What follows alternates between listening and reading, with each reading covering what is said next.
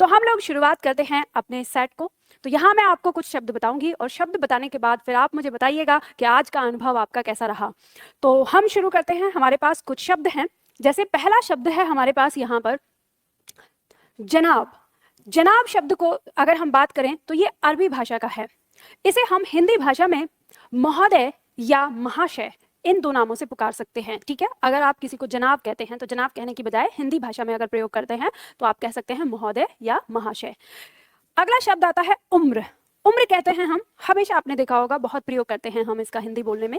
तो ये जो शब्द है ये अरबी भाषा का है और इसको अगर हम हिंदी भाषा में बोलना चाहते हैं तो हम आयु या अवस्था का प्रयोग करते हैं। ध्यान दीजिएगा, आयु शब्द का प्रयोग हम कुल आयु के लिए करते हैं और अवस्था शब्द का प्रयोग हम वर्तमान में जितनी उसकी आयु हो गई है उसके लिए करते हैं। जैसे मान लो कि अगर यहाँ पे कोई कहे कि इस समय मेरी आयु 30 वर्ष है तो यह गलत माना जाता है कि आयु मतलब कुल आयु को बताता है। तो हम इसे कैसे बोलते हैं कि मेरी अवस्था 30 वर्ष है। ठीक है, इस तरह से।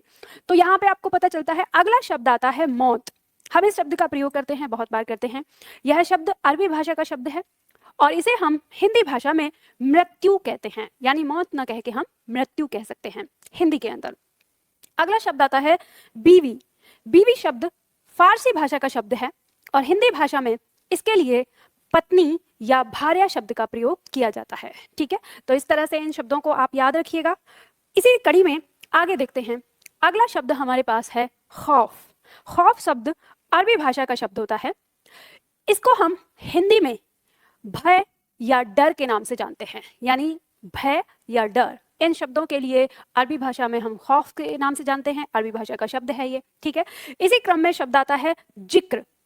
जिक्र अरबी भाषा का शब्द है, अरबी भाषा का है ये, और इसके लिए हम हिंदी भाषा में उल्लेख, स्मरण या नाम निर्देश का प्रयोग कर सकते हैं। ठीक है, जैसे हम कहते हैं यहाँ पे हम जिक्र करते हैं, जिक्र शब्द की जगह हम क्या कर सकते हैं, उल्लेख, स्मरण या नाम निर्देश का प्रयोग कर सकते हैं हिंदी के लिए।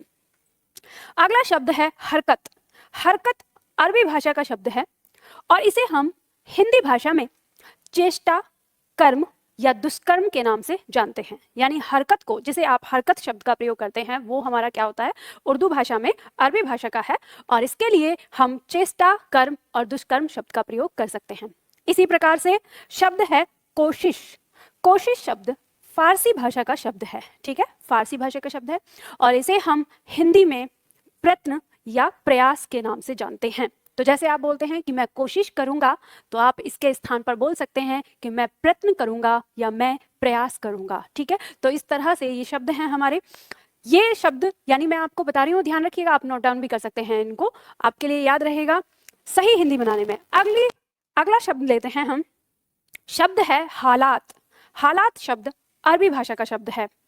इसके लिए हम हिंदी में प्रयोग करते हैं स्थितियां या परिस्थितियां। ठीक है, हालात कहते हैं आजकल हालात खराब हैं, तो हम ऐसे नहीं बोलते। अगर हमें हिंदी में बोलना है तो हम कह सकते हैं कि आजकल स्थितियां या मेरी परिस्थितियां कुछ खराब चल रही हैं, इस तरह से कह सकते हैं। ठीक है, अगला शब्द है मुकदमा। मुकदमा अरबी भाषा का शब्द है।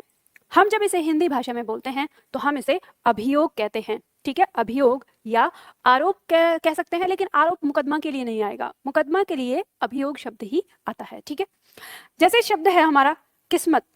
किस्मत अरबी भाषा का शब्द है और हिंदी में इसे हम भाग्य कहते हैं। ठीक है, इसे हम भाग्य कहते हैं। आप इसका प्रयोग करते होंगे, कहते हो मेरी किस्मत में तो ये है, मेरी किस्मत में वो, तो हम यहाँ पर भाग्य शब्द का प्रयोग कर सकते हैं इसके लिए।